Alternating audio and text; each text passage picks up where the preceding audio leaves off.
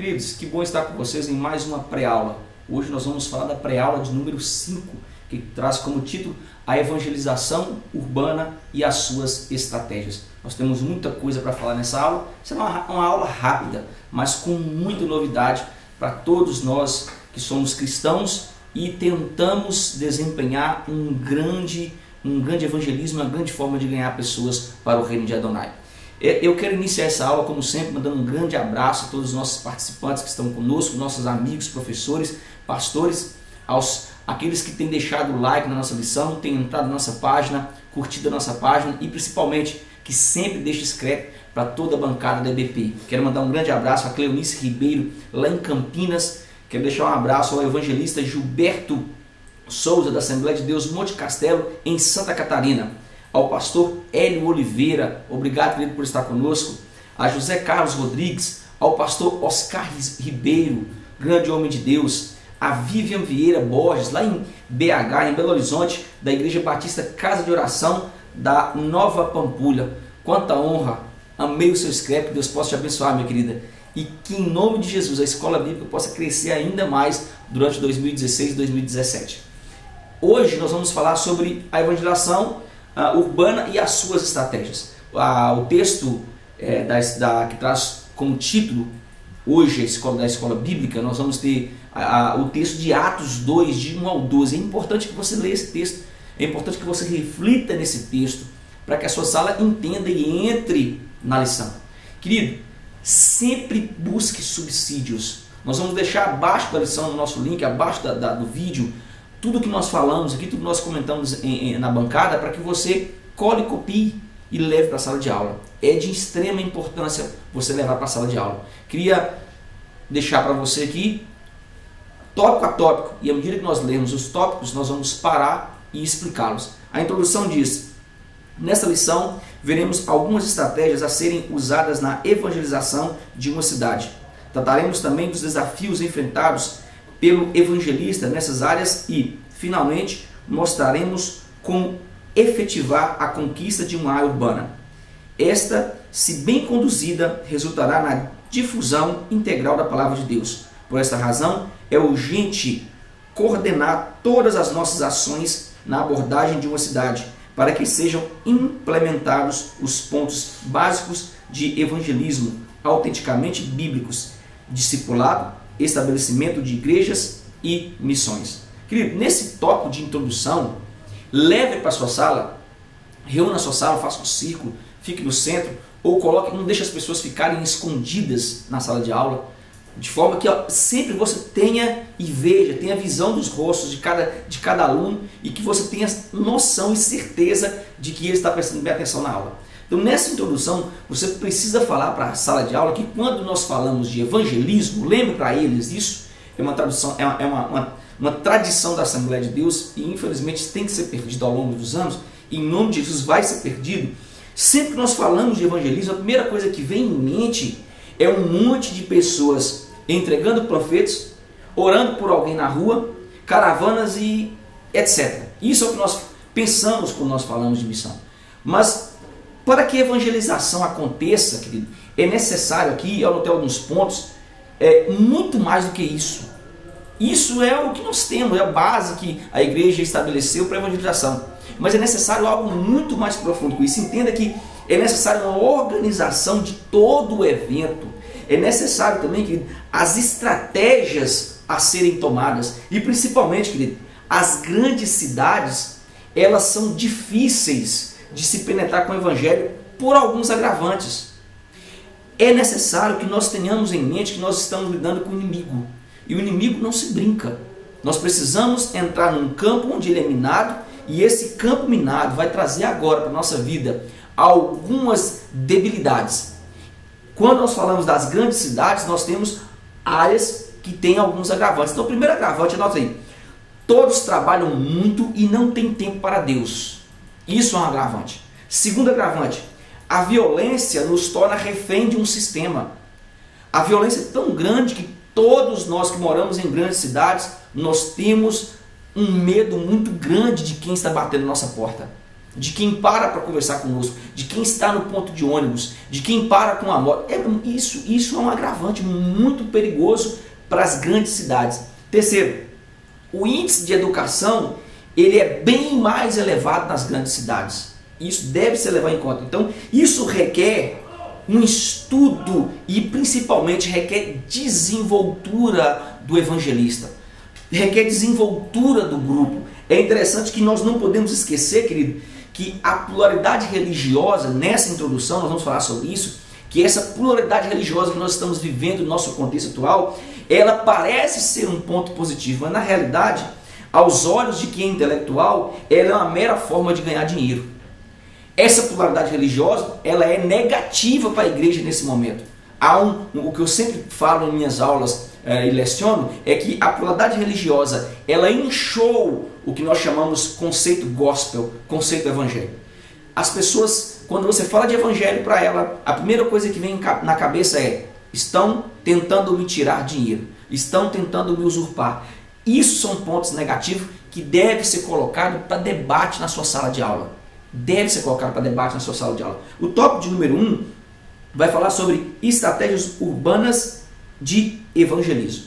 Entenda, nesse tópico de número 1, nós vamos precisar levar para a nossa sala que algumas técnicas na área do evangelismo, na área de evangelização urbana, principalmente na área de evangelização urbana, que é o que nós estamos falando hoje, ela ainda traz grande sucesso ao evangelista que nós falamos que estamos em questão aqui, nessa lição. Nós devemos dividir, querido, a cidade em pontos específicos e trabalhar nesses pontos. Não pode sair por aí andando, entregando panfleto, não, querido. O ID, ele só é imperativo quando há um complemento de batizar e discipular.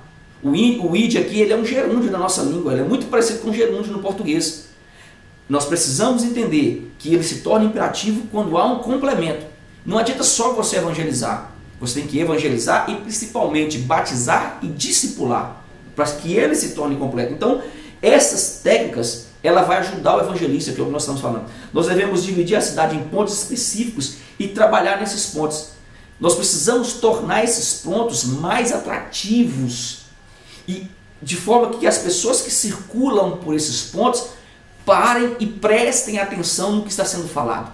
Entenda que os sinais de trânsito ainda ele tem muita ênfase sobre quem está parado, ainda tem muita ênfase. Então você pode levar para o sinal de trânsito um pequeno teatro que tem que ser rápido. Você pode colocar uma faixa que traga consigo uma ênfase sobre a pessoa de Jesus, sobre a dinâmica de Jesus, sobre a dinâmica do grupo. Essa faixa tem que ser rápida para quem está lendo e entender a mensagem. Não pode ser muita coisa, não pode ter muita informação. Isso traz para quem está parado no trânsito uma reflexão rápida de cerca de 1 minuto e meio, 1 minuto. E isso ainda muito bem elaborado traz muitas almas para Jesus, querido. As praças ainda estão abertas, querido, para uma bela música. Isso deve ser falado na sala de aula. Pelo amor de Deus, querido, para com esse negócio de colocar um microfone com a caixa que fica parecendo um monte de abelha que ninguém entende nada, gritando na praça pública. Já passou do tempo de nós pararmos com isso. Ainda quem faz são as igrejas pentecostais, é uma vergonha isso. Me desculpa, querido, mas é a verdade. Temos que ter organização no que nós fazemos, no que nós falamos.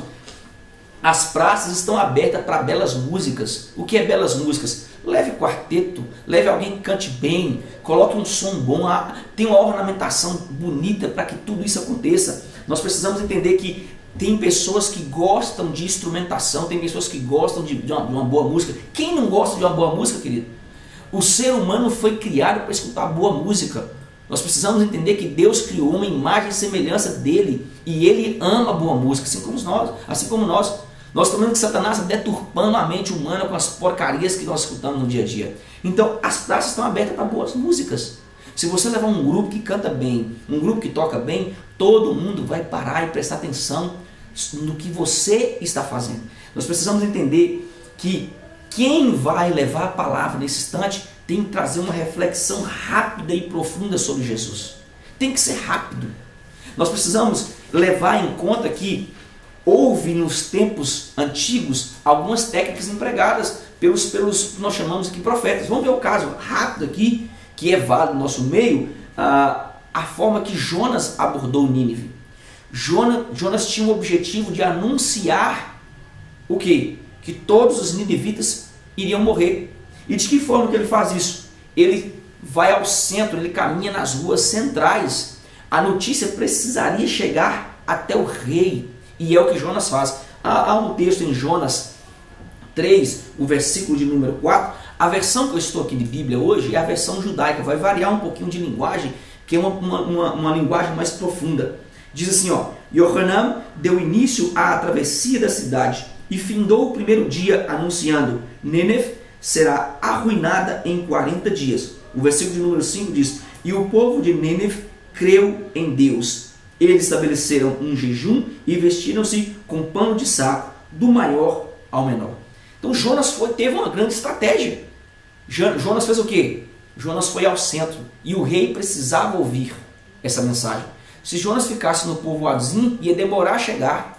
E era apenas 40 dias. Então Jonas foi ao centro. Há uma estratégia em Jonas. A pergunta que você deve fazer em sala é: a quem você quer anunciar o Evangelho? Qual é o seu objetivo?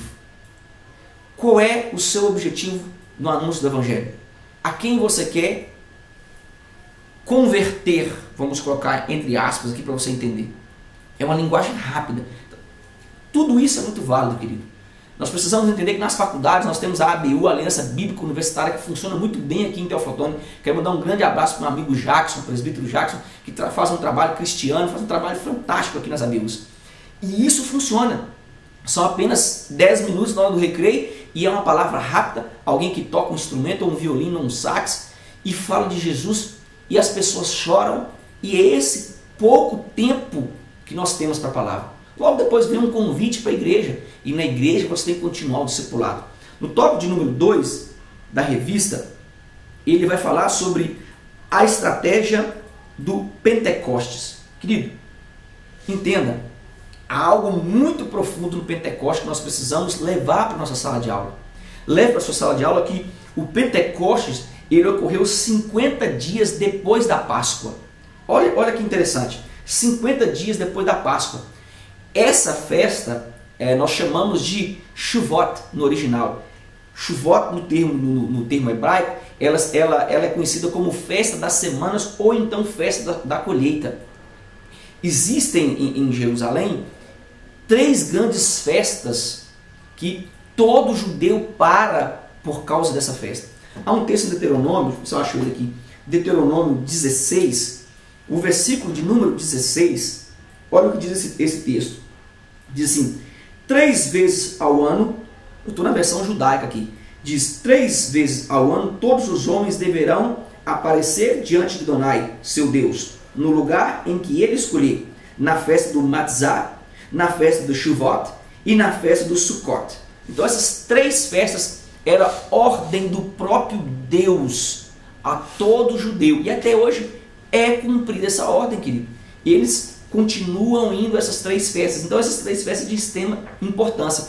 Essa festa era um agradecimento, essa festa chamada Shavuot, era um agradecimento pela colheita, por tudo que eles tiveram durante o ano. Há aqui algo muito profundo. Eles sempre agradecem a Adonai por tudo que eles tiveram. É algo interessante aqui, que essas 3 festas, elas marcam a história do judaísmo até os dias atuais. Eles crucificaram Jesus na Páscoa, ele ressuscitou, nós chamamos o 3º dia, e após 40 dias, ele passa 40 dias com os discípulos, foi falado aqui na aula anterior, ele passa 40 dias com os discípulos e ele é assunto aos céus. Entenda que após 10 dias, nós temos a descida do Espírito Santo, completando um ciclo de 50 dias no total. Quando nós analisamos o número 4 na Bíblia, um tempo de provação, nós falamos sobre isso, e o número 1, que é a perfeição de Deus, o próprio Deus único. Deuteronômio 6, versículo 9 diz assim, o que nós chamamos de Shema, ouve Israel, Shema Israel no original significa ouve Israel. Deus é o único, Adonai é o único. Então é o tempo de provação, acaba quando nós conhecemos um único Deus.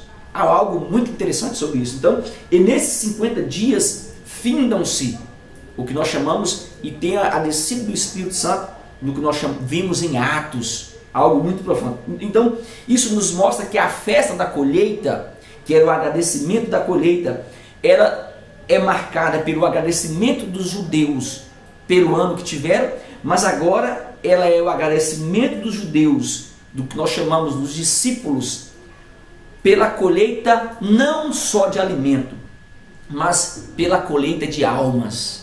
Nesse dia nós temos aqui uma grande colheita, querido. E Atos 2, 40 e 41. Olha o que diz esse texto.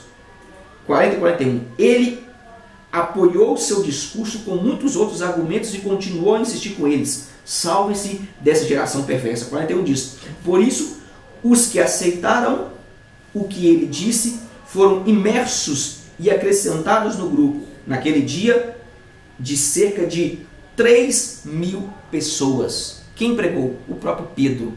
3.000 pessoas se converteram a Yeshua. Então a colheita não foi só agradecimento agora pela colheita do alimento, mas pela colheita de almas. E é isso que nós devemos agradecer. Isso está nos mostrando, querido, que nós não devemos estar somente em eventos evangélicos. Pelo contrário, nós devemos estar em locais onde há grande concentração de pessoas para que Yeshua seja pregado. Nós temos um conceito muito errado na Assembleia de Deus, que é: nós fazemos congresso para nós mesmos. Isso é errado, querido. Nós devemos estar em diversas festas e falar do amor de Jesus a diversas pessoas, porque essas pessoas que precisam escutar. Não somos nós somos edificados na casa de oração, mas essas pessoas não, elas não conhecem o Todo-Poderoso. No tópico de número 3, é falar sobre a estratégia dos pioneiros. Nesse tópico de número 3, fale para a sua sala que a igreja em que vivemos na atualidade, ela precisa conhecer e aplicar um termo que é desconhecido por algumas igrejas. É o termo conhecido como missiologia. O que é missiologia, professor Elias?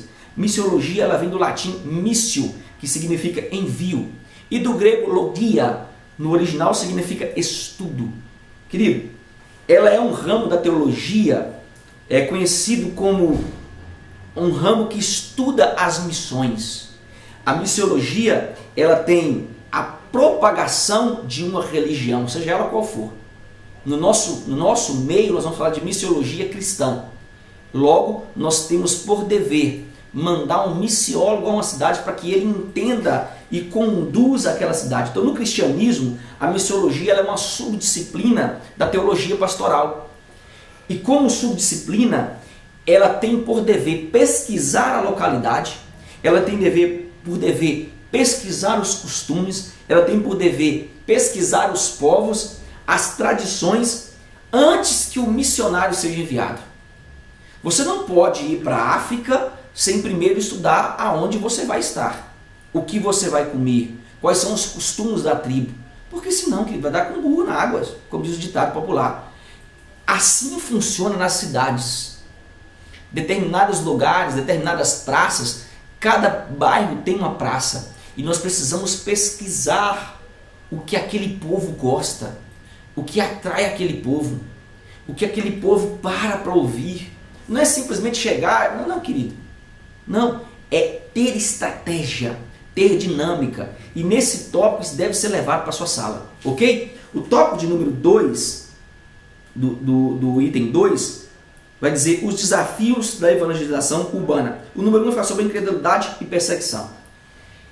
Nesse tópico, nós precisamos entender, a nossa sala precisa entender que em todos os processos de perseguição há algo magnífico da parte de Deus.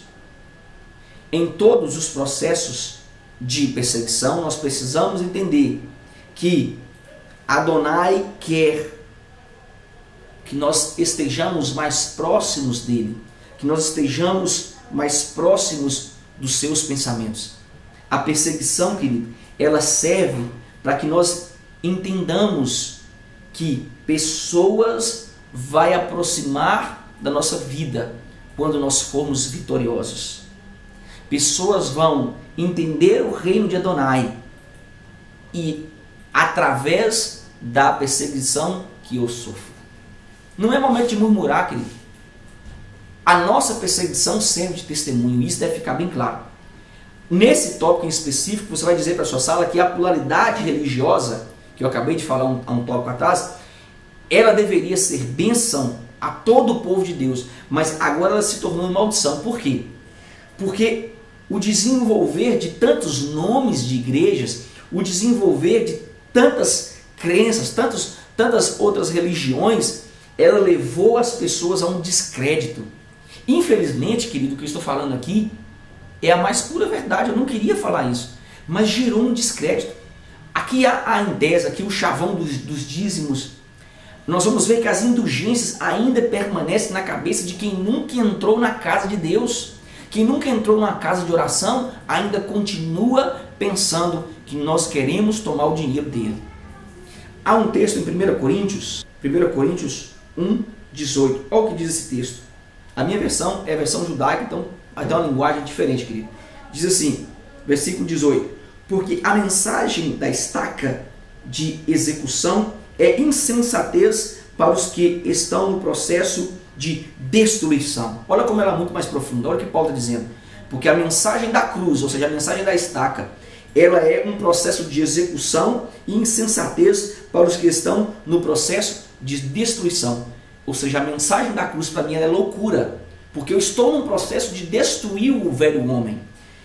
Aí ele complementa dizendo, mas para nós que estamos no processo de salvação, é o poder de Deus. Quando eu conheço Jesus, há um processo de destruição em mim, porque eu sou um homem comum. Para o homem lá fora, é um processo de destruição, de destronar o seu antigo homem. Assim como aconteceu com nós. Mas agora, para quando nós conhecemos, Paulo diz que é um processo de salvação. E acima de tudo, é o poder do próprio Adonai. É muito profunda essa palavra, querido. Leia isso em sala e leve para a sua sala isso. Leve essa tese para a sua sala. O que nós devemos ter em mente é que nós não devemos desistir. Por quê? Nós somos um povo no meio de um povo. O termo muitos serão chamados, mas poucos escolhidos, que está em Mateus 22:14, ele nos mostra, querido, que todos nós temos o privilégio de estar na presença de Yeshua. Agora, permanecer com ele é para poucos. E isso deve ser levado para a sala de aula. Todos têm o direito à graça, sim, mas a graça especial são poucos, somente para os filhos. No tópico de número 2, vai falar sobre enfermos. Nesse tópico de número 2, você vai falar para a sua sala, para a nossa sala, e eu também vou estar lecionando essa lição, que é o nosso dever como cristãos aprimorar nosso conhecimento acerca de como nos portar em determinadas ocasiões. Os hospitais é um grande exemplo disso, querido. Quando nós vamos evangelizar os hospitais, nós precisamos ter em mente que é um lugar diferente, é um lugar muito carregado, é um lugar difícil e inacessível e precisa-se de uma grande estratégia.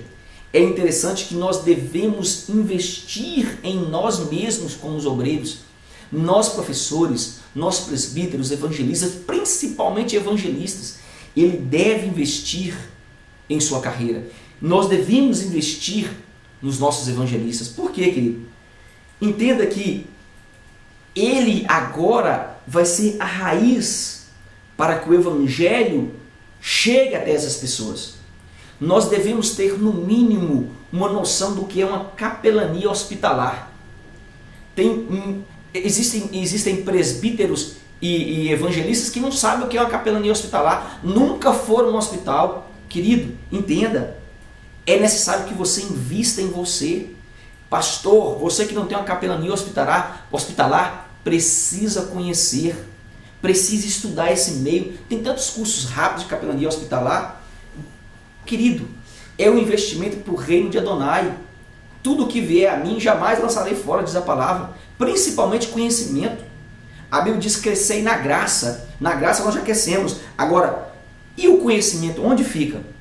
Essa é a ênfase que nós devemos dar nesse tópico de número 2. Entenda que para darmos assistência aos enfermos e aos idosos é necessário conhecermos. Então nós precisamos dar assistência aos enfermos, nós precisamos dar assistência aos idosos, aos doentes mentais, que não existe.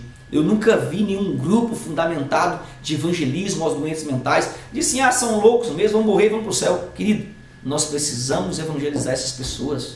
Elas têm conhecimento, sim. Nós precisamos adentrar.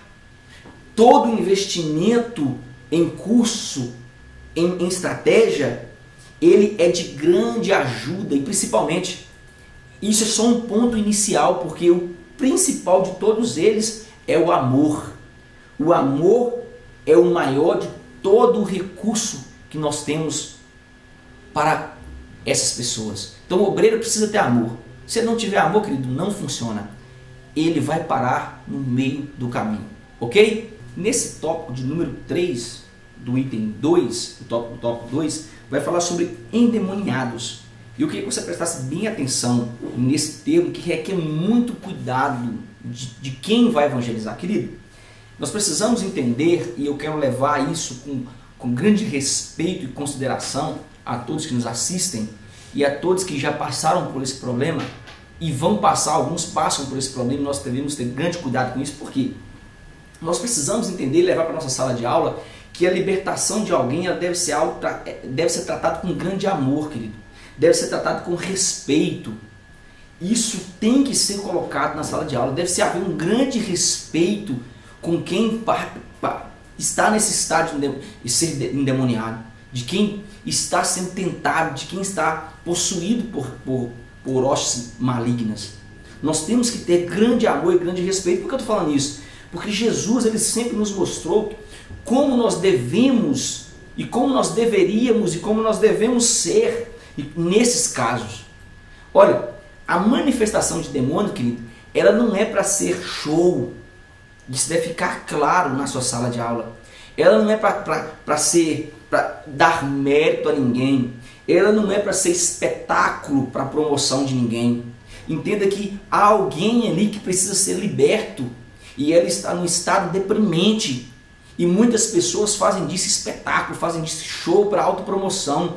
E Deus não tem show para ninguém. Isso deve ficar claro na sua sala de aula. Jesus odiava esses espetáculos. Jesus sempre tratou essas pessoas com grande amor, com grande dedicação, com grande carinho. É simples, querido. Nós vamos ver que nós precisamos entender que nós precisamos provar de Cristo para levar para essas pessoas o mesmo amor que ele tinha. Aqui entra a expressão sinsomai, que significa ter compaixão.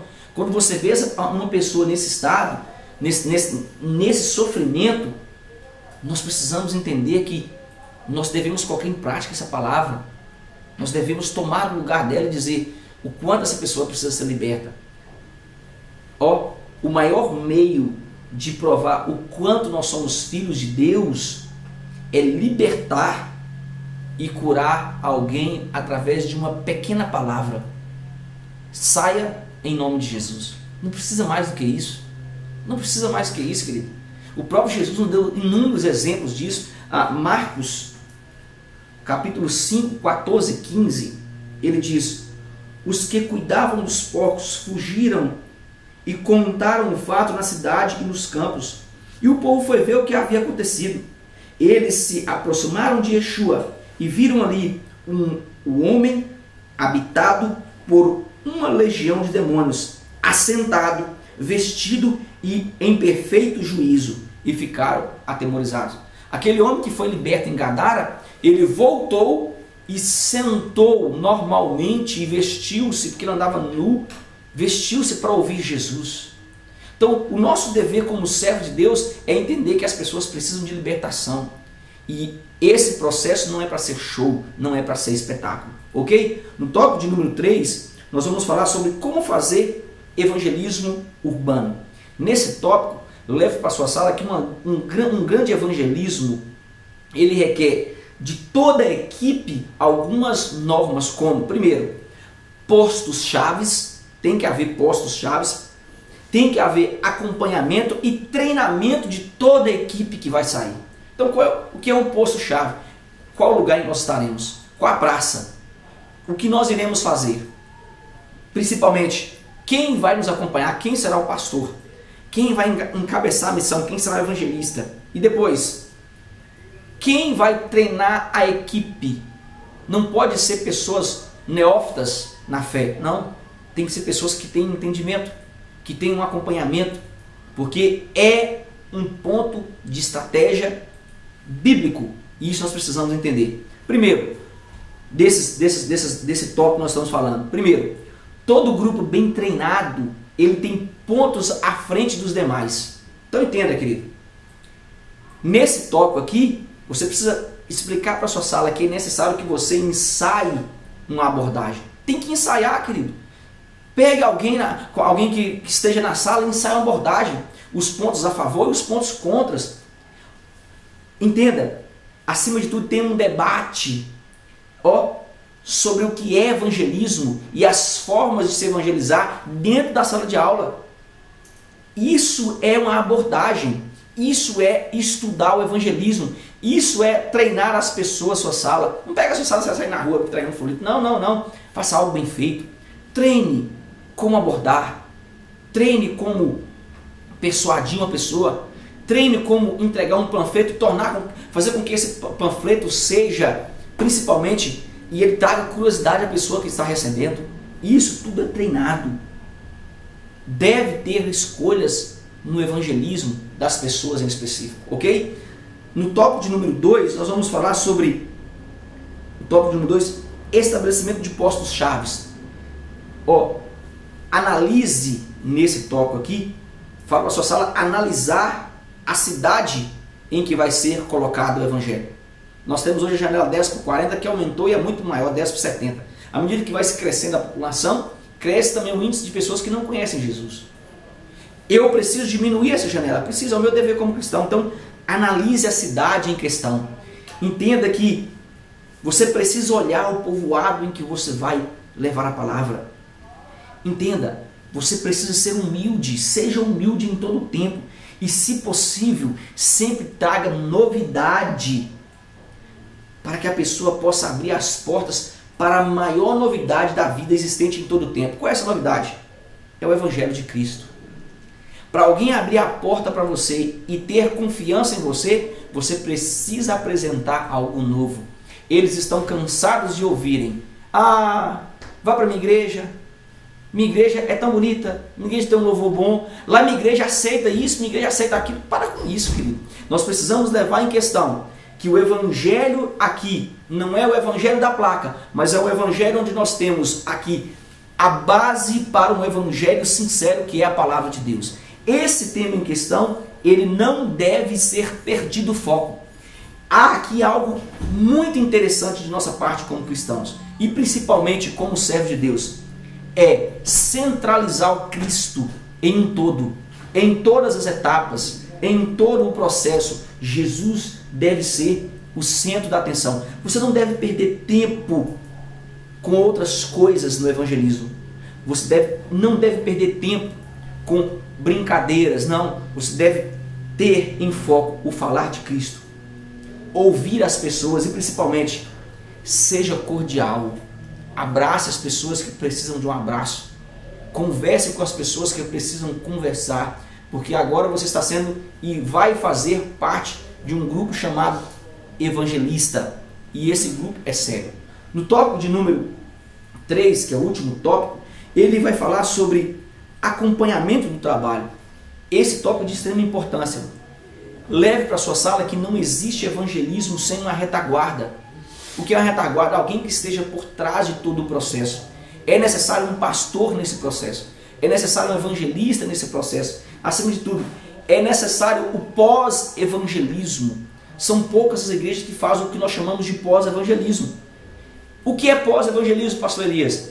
Você precisa estudar uma igreja local, aonde você está indo, para que você possa encaminhar as pessoas que optarem por Jesus Cristo e elas possam ser acompanhadas. Então, você precisa fazer o ID por completo. Há algo interessante aqui, que você precisa pegar o endereço, pegar o telefone e, se possível, discipular essa pessoa. Hoje tem tanto meio interessante, tem WhatsApp, tem Facebook, que você pode muito bem mandar mensagens, você pode muito bem extrair textos durante o dia e mandar durante a semana para essa pessoa, para que ela possa estudar e acompanhar. Agora, é de extrema importância que você encaminhe essa pessoa a uma casa de oração, que você encaminhe essa pessoa para que alguém zele pela alma dela. Você foi aqui o porta-voz de acesso para que ela tenha acesso ao paraíso. Se você foi o porta-voz para que ela tenha acesso ao paraíso, agora a sua equipe deve amá-la ao ponto, querido, de chorar por ela, chorar por essa alma. Você deve orar todos os dias pelas pessoas que você está levando para o céu. Você deve orar todos os dias para que ela nunca saia da presença de Deus. Há algo extremamente valioso em Paulo. Paulo fazia isso. Paulo chega a dizer que ele é devedor do evangelho a todos, gregos, troianos, bárbaros. Ele continuava devendo. Apesar de tudo que Paulo fez, o evangelismo de Paulo foi fantástico. Vou deixar algo aqui para você entender. Gálatas, o texto de número 1, Gálatas 1, é isso? O versículo de número 1 ao 3. A versão judaica diz: de Saul, um emissário, recebi meu comissionamento, não de seres humanos, nem por medição humana, mas de Yeshua, o Messias, e de Deus Pai, que ressuscitou dos mortos, e de todos os irmãos que estão comigo. Olha o que Paulo diz: eu recebi recebi meu comissionamento, não de seres humanos, mas ele recebe do próprio Deus. É Deus quem irá retribuir. Você que faz evangelismo, não é as pessoas que vão retribuir, não é o pastor da sua igreja que vai retribuir, mas é o próprio Deus quem vai retribuir nos últimos dias. E ele continua dizendo: para as comunidades messiânicas da Galácia, graça e shalom a vocês de Deus, nosso Pai, e o nosso Senhor Yeshua, o Messias. Então, graça seja da parte de Deus, depois da parte de Jesus, e principalmente porque Ele é o esperado das nações, Ele é o verdadeiro. Você está trabalhando para Ele, não é para homens. Ok? Leve isso para sua sala, explique esse tópico. A conclusão diz o seguinte: a evangelização urbana é um grande desafio no século XXI.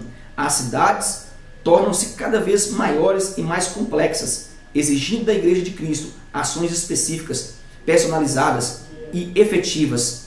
Se por um lado lidamos com as massas, por outro lado temos que tratar particularmente com cada pessoa para que todos venham a ter um encontro pessoal com Deus. Seguindo o exemplo de Jesus e de Paulo, façamos da evangelização urbana a base para alcançarmos os confins da terra. As cidades são estratégicas na proclamação mundial do Evangelho de Deus. Querido, que você tenha uma excelente aula, que Deus possa te abençoar e que, acima de tudo, a sua sala agora entenda o que é ser e ter um processo de evangelismo dentro da igreja. Yahim Shalom e até a próxima pré-aula.